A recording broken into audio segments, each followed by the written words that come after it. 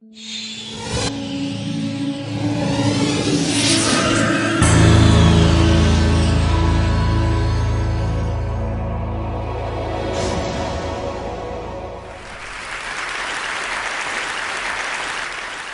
as a fashion designer, I've always tended to think of materials something like this, or this, or maybe this. But then I met a biologist, and now I think of materials like this: green tea, sugar, a few microbes, and a little thyme. I'm essentially using a kombucha recipe, which is a symbiotic mix of bacteria, yeasts, and other microorganisms which spin cellulose in a fermentation process. Over time, these tiny threads form in the liquid into layers and produce a mat on the surface. So we start by brewing the tea. I brew up to about 30 liters of tea at a time, and then while it's still hot, add a couple of kilos of sugar. We stir this in until it's completely dissolved, and then pour it into a growth bath. We need to check that the temperature has cooled to below 30 degrees C, and then we're ready to add the living organism. And along with that, some acetic acid. And once you get this process going, you can actually recycle your previous fermented liquid. We need to maintain an optimum temperature for the growth, and I use a heat mat to sit the bath on and a thermostat to regulate it. And actually, in hot weather, I can just grow it outside, so this is my mini fabric farm. After about 3 days, the bubbles will appear on the surface of the liquid, so this is telling us that the fermentation is in full swing. And the bacteria are feeding on the sugar nutrient in the liquid.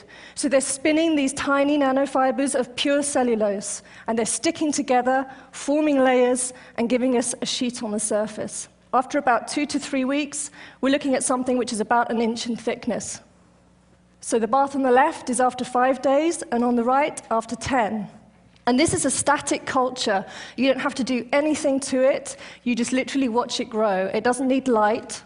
When it's ready to harvest, you take it out of the bath, and you wash it in cold, soapy water. At this point, it's really heavy. It's over 90% water, so we need to let that evaporate. So I spread it out onto a wooden sheet. Again, you can do that outside and just let it dry in the air. And as it's drying, it's compressing. So what you're left with, depending on the recipe, is something that's either like a really lightweight, transparent paper, or something which is much more like a flexible vegetable leather. And then you can either cut that out and sew it conventionally, or you can use the wet material to form it around a 3-dimensional shape. And as it evaporates, it will knit itself together, forming seams. So the color in this jacket is coming purely from green tea. I guess it also looks a little bit like human skin, which intrigues me.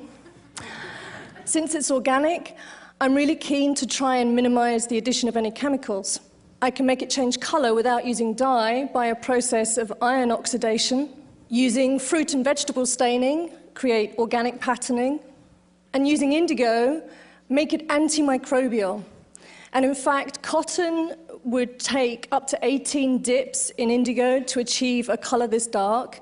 And because of the superabsorbency of this kind of cellulose, it just takes one, and a really short one at that. What I can't yet do is make it water resistant. So if I was to walk outside in the rain wearing this dress today, I would immediately start to absorb huge amounts of water. The dress would get really heavy, and eventually the seams would probably fall apart, leaving me feeling rather naked. Possibly a good performance piece, but definitely not ideal for everyday wear. What I'm looking for is a way to give the material the qualities that I need. So what I want to do is say to a future bug, spin me a thread, align it in this direction, make it hydrophobic, and while you're at it, just form it around this 3D shape.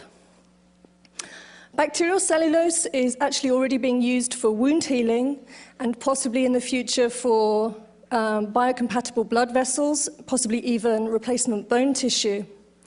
But with synthetic biology, we can actually imagine engineering this bacterium to produce something that gives us the quality, quantity, and shape of material that we desire. Obviously, as a designer, that's really exciting, because then I start to think, wow, we could actually imagine growing consumable products.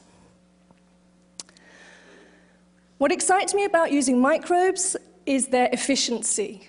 So we only grow what we need. There's no waste. And in fact, we could make it from a waste stream. So for example, a waste sugar stream from a food processing plant. Finally, at the end of use, we could biodegrade it naturally along with your vegetable peelings. What I'm not suggesting is that microbial cellulose is going to be a replacement for cotton, leather, or other textile materials, but I do think it could be quite a smart and sustainable addition to our increasingly precious natural resources. Ultimately, maybe it won't even be fashion where we see these microbes have their impact. We could, for example, imagine growing a lamp, a chair, a car, or maybe even a house. So I guess what my question to you is, in the future, what would you choose to grow? Thank you very much.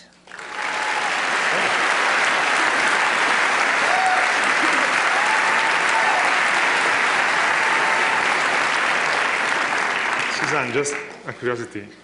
What you're wearing is not random. No. This is one of the jackets you Yes, it grew. is. It's probably part of the project still in process because this one is actually biodegrading in front of your eyes.